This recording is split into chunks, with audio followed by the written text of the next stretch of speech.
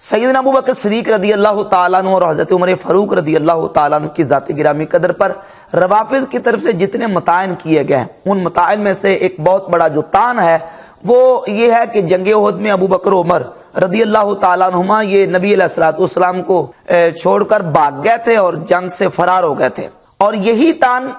پیر عبد القادر شاہ پنڈی والے انہوں نے امام احمد بن حنبل رحمۃ اللہ کی کتاب فضائل الصحابہ سے ایک روایت جو کہ ضعیف روایت ہے اس کو پڑھ کے تو سیدنا صدیق اکبر اور فاروق اعظم رضی اللہ تعالیٰ عنہما پر تان کیا ہے۔ پہلے میں وہ روایت پیش کروں گا اور اس روایت کے بعد انشاءاللہ دیگر دلائل اور احادیث کی روشنی میں شیخین کریمین کا حضور علیہ الصلوۃ والسلام کی ذات اقدس کے ساتھ جنگ احد میں ثابت قدم رہنا انشاءاللہ تعالی میں آپ کے سامنے پیش کروں گا۔ وہ روایت امام احمد بن حنبل کی فضائل الصحابہ میں 259 نمبر دارالکتب العلمیہ بیروت کا جو چھاپا اس میں موجود ہے، اور پیر عبد القادر صاحب کہتے ہیں کہ ابو بکر صدیق کہتے ہیں کہ نبی علیہ الصلوۃ والسلام کی بارگاہ میں بھاگے ہوئے لوگوں میں سے سب سے پہلے میں حضور علیہ الصلوۃ والسلام کی بارگاہ میں آیا، اور میں نے جب آ کے دیکھا تو حضور علیہ الصلوۃ والسلام کے ساتھ ایک شخص تھا جو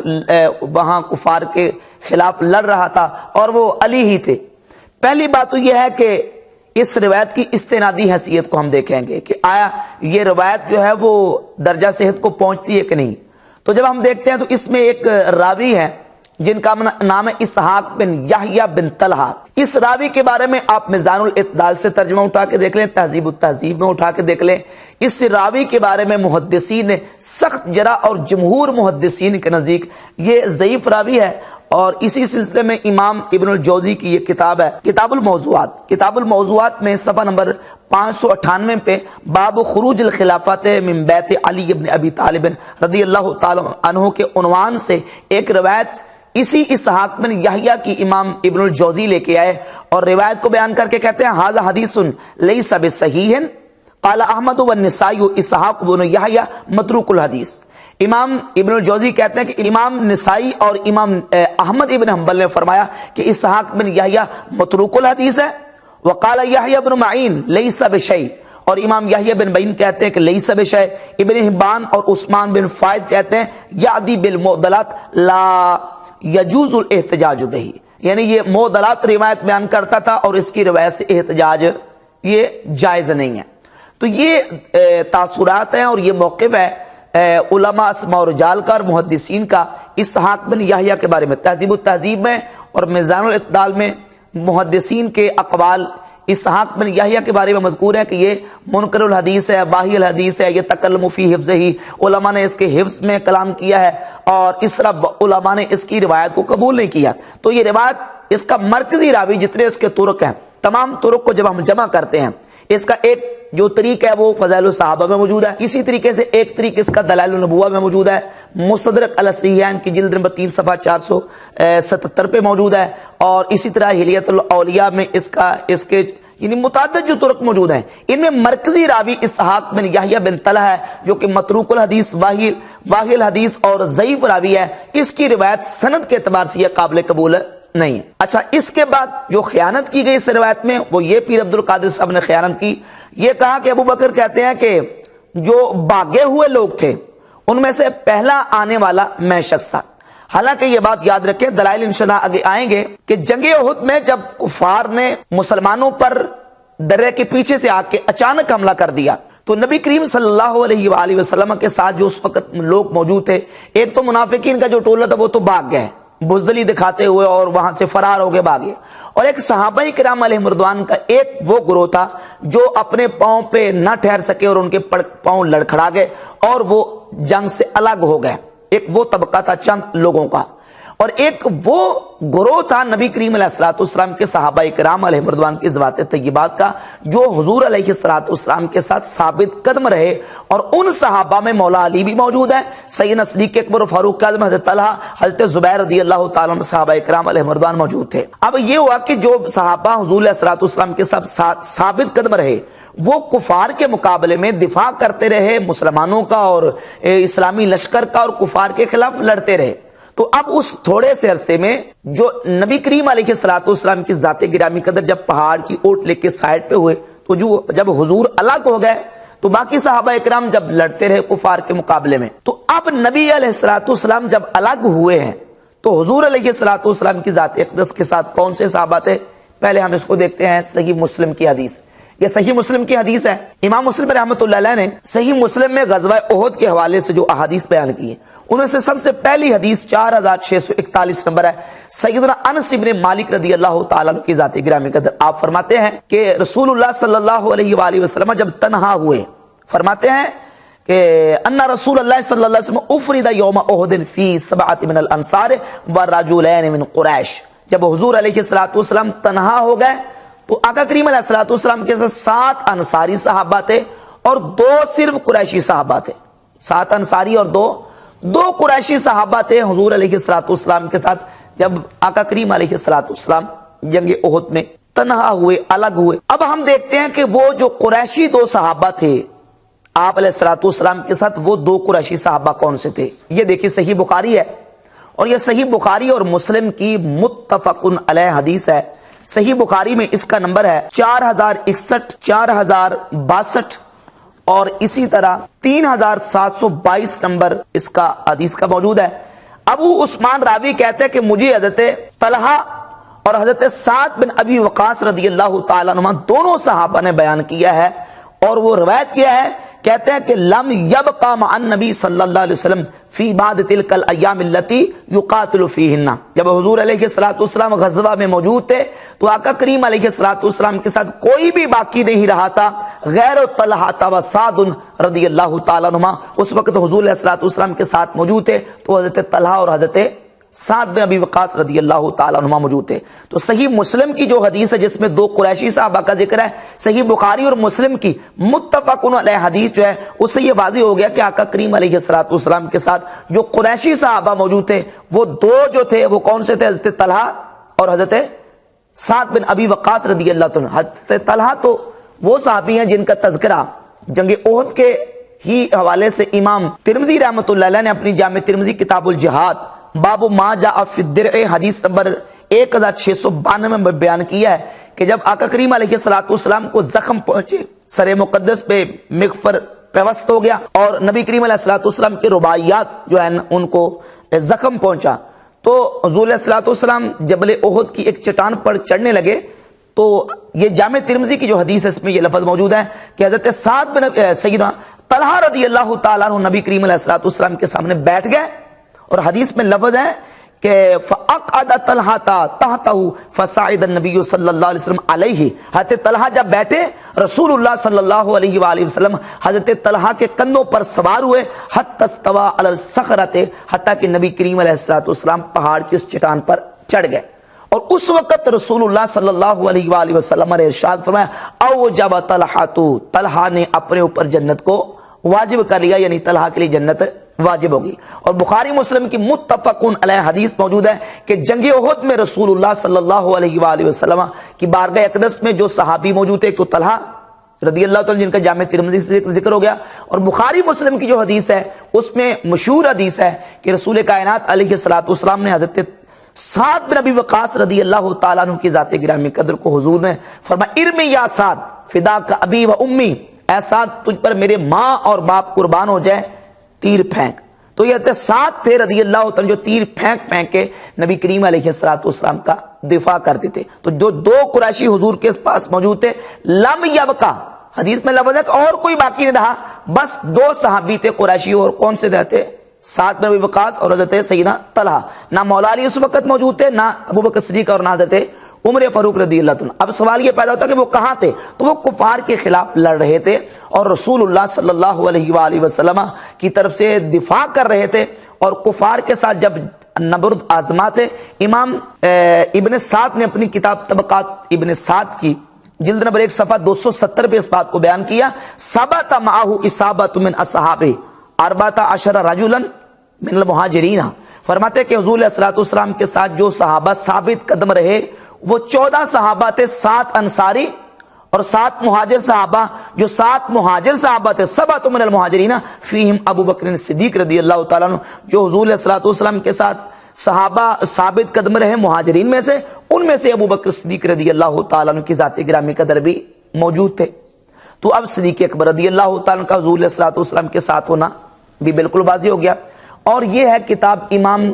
अबू बकर अहमद इब्न हुसैन बहकी की दलाइल नबुवा व मारिफत व हवाले साहिब शरिया, इसकी जिल्द नंबर 3 है और सफ़ा नंबर मेरे पास 137 है। इमाम बहकी रहमतुल्लाह अलैह लिखते हैं कि जब रसूल पाक अलैहिस्सलाम जबल उहद की उस चट्टान पर चढ़े तो कुफार के चंद लोग रसूलुल्लाह सल्लल्लाहु अलैहि वसल्लम की तरफ बढ़े। हुजूर ने फरमाया अल्लाहुम्मा इन्नहु ला यंबगी लहुम अन यअलूना, ये मुस्नद अहमद इब्न हंबल की हदीस है। तो सहाबा से हुजूर ने फरमाया कि इनको ऊपर ना चढ़ने दो, इनको ऊपर ना चढ़ने दो, इनको रोको। फ़क़ातलहुम उमर इब्नुल ख़त्ताब व रहतु मिनल मुहाजिरीन हत्ता अहबतूहुम अनिल जबल। तो अब नबी करीम अलैहिस्सलाम के सहाबा ने उन कुफार के खिलाफ जिहाद किया। उनमें से सैयदना उमर फारूक रदी अल्लाह ताला की जाती गिरामी कदर है, जिन्होंने मुहाजिर सहाबा के एक ग्रोह के साथ कुफार के मुकाबले में जिहाद किया और उनको उस चट्टान से और पत्थर से उतारा और फिर नबी करीम अलैहिस्सलाम जबल उहद की तरफ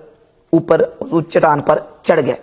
जब हुजूर अलैहिस्सलाम की जाती गिरामी कदर को जख्म आया। तो ये बिल्कुल अहादीस वाज़ेह है कि जिसमें सैयदना अबू बकर सिद्दीक उमर फारूक रदी अल्लाह ताला अन्हुमा का नबी करीम अलैहिस्सलाम की जाती अक़दस के साथ साबित कदम रहना बिल्कुल वाज़ेह है। अब इसी रवायत को जब हम देखते हैं मुस्ते फ़ज़ाइल सहाबा की 259 नंबर रवायत को,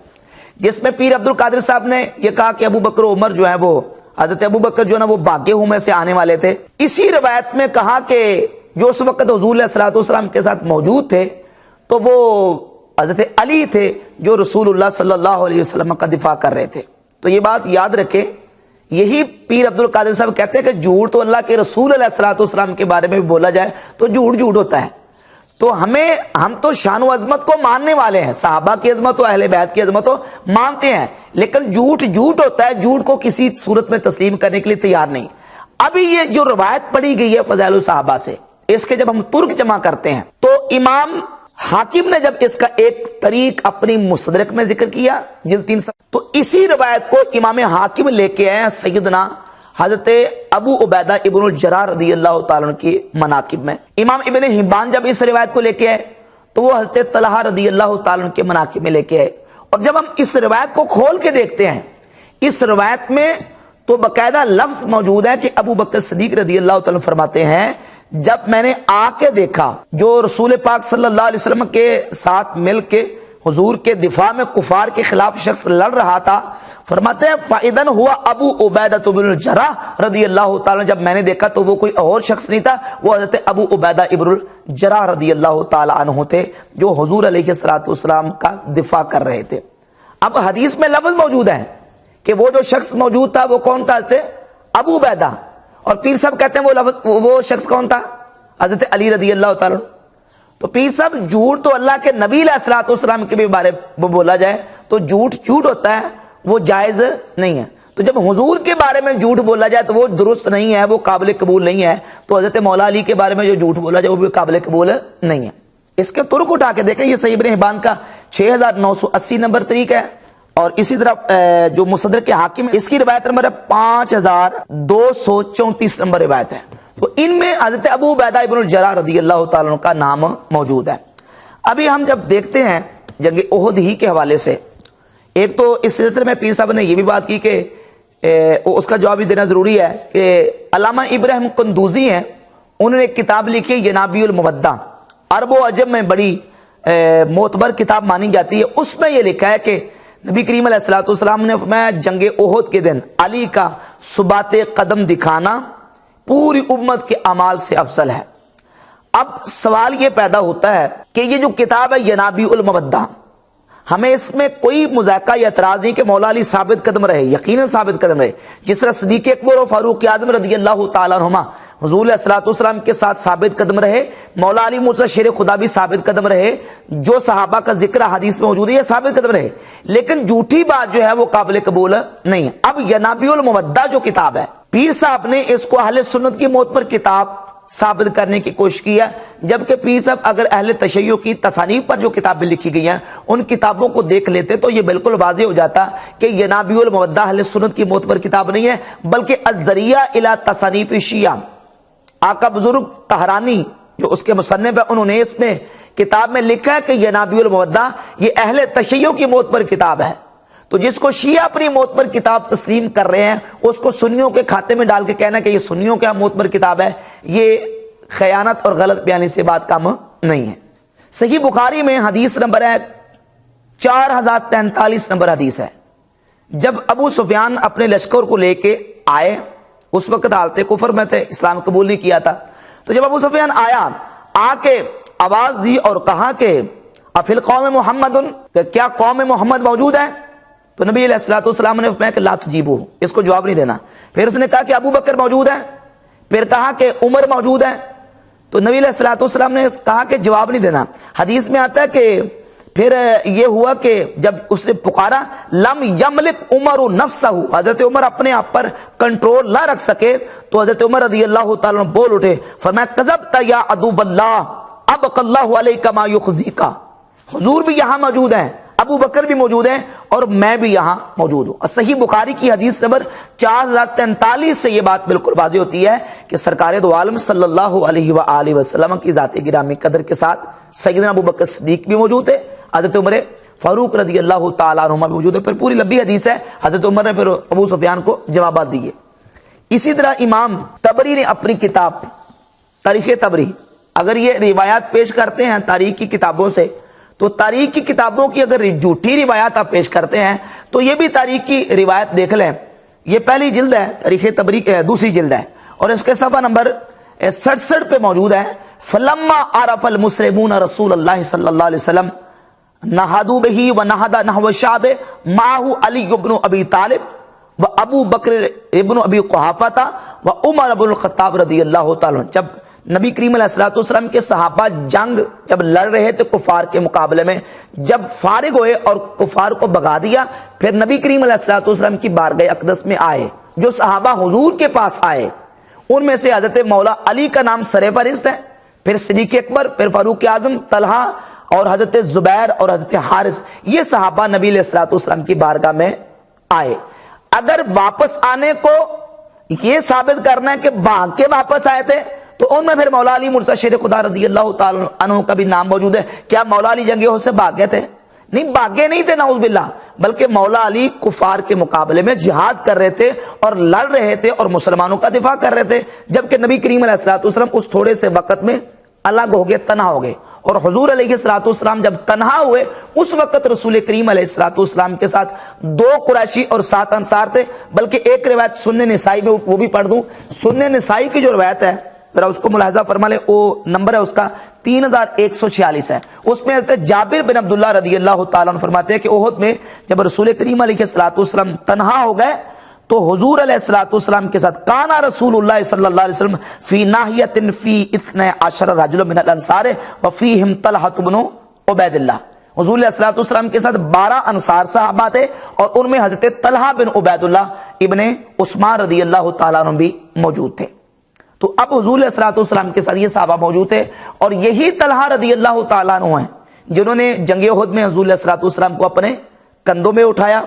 اور یہی طلحہ رضی اللہ تعالیٰ عنہ ہیں جن کے بارے میں مجموع زوائد کی جلد نمبر 9 صفحہ نمبر 207 اور روایت کا نمبر 14811 امام حیثمی روایت لے کے ہیں۔ ایک راوی کہتے ہیں میں اس کو نہیں جانتا، باقی اس کے رجال صحیح ہیں۔ وہ روایت کیا ہے؟ سیدنا ابو ہریرہ فرماتے ہیں کہ نبی کریم علیہ الصلوۃ والسلام ایک دن نماز پڑھنے کے بعد ہماری طرف متوجہ ہوئے اور فرمایا کہ الا اخبرکم عن یوم احد، کیا میں تمہیں یوم احد کے بارے میں خبر دوں؟ تو حضور علیہ الصلوۃ والسلام نے خبر دی، فرمایا وما معی الا جبریل عن یمینی وطلحہ عن یساری، فرمایا کہ اس وقت میرے ساتھ میرے دائیں حضرت جبریل موجود تھے اور بائیں میرے حضرت طلحہ رضی اللہ تعالیٰ عنہ موجود تھے۔ تو بحمد تعالیٰ ان تمام دلائل اور احادیث اور روایات و آثار سے یہ بالکل بات واضح ہوتی ہے کہ رسول کریم علیہ الصلوۃ والسلام کی ذات اقدس کے ساتھ جنگ احد کے دن جو ثابت قدم رہنے والے صحابہ تھے، ان میں حضرت مولا علی، حضرت ابوبکر صدیق، عمر فاروق، حضرت طلحہ، حضرت زبیر رضی اللہ تعالیٰ عنہ کی ذات گرامی قدر یہ سر فہرست تھے۔ اور حضور علیہ الصلوۃ والسلام جب تھوڑے وقت کے لیے چٹان کی طرف الگ ہو گئے تو اس وقت نبی کریم علیہ الصلوۃ والسلام کا دفاع کرنے کے لیے جو تنہا 2 انصار قریش صحابہ تھے، ان میں حضرت سعد بن ابی وقاص اور حضرت طلحہ رضی اللہ تعالیٰ عنہ تھے۔ اگر باقی صحابہ کو بھاگے ہوئے ڈکلیئر کرنا ہے تو ان حدیث کی وجہ سے پھر مولا علی مرتضی شیر خدا کے بارے میں آپ کیا فیصلہ کریں گے؟ ہم کہتے ہیں مولا علی ثابت قدم رہے، صدیق اکبر بھی ثابت قدم رہے، اور فاروق اعظم رضی اللہ تعالیٰ عنہ کی ذات گرامی قدر بھی ثابت قدم رہے تھے۔ اور اس سلسلے میں آخری بات میں عرض کروں گا، پیر صاحب نے جب فضائل الصحابہ کا حوالہ دیا تو پیر صاحب کہتے ہیں کہ دیکھیں امام احمد بن حنبل جو فضائل الصحابہ میں روایت لے کے ہیں، تو امام احمد بن حنبل اگر اس کو گناہ یا بے ادبی سمجھتے ہوتے تو اس کو ذکر نہ کرتے، انہوں نے فضائل میں ذکر کیا ہے۔ تو یہ نہایت بچگانہ استدلال ہے پیر صاحب کا۔